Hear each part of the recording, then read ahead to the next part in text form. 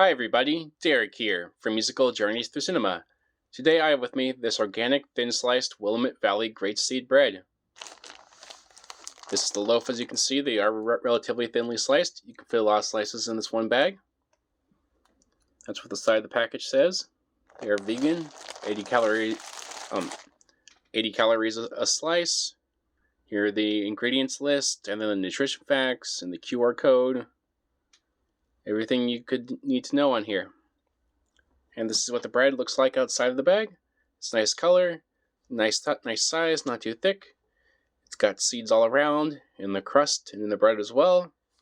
It tastes great, it's healthy. I use this bread all the time for sandwiches, whether it's ham and cheese, peanut butter and jelly, or just for toast. It works good for all kinds of occasions.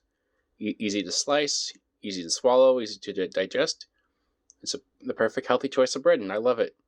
I eat it all the time, and I recommend you try it out.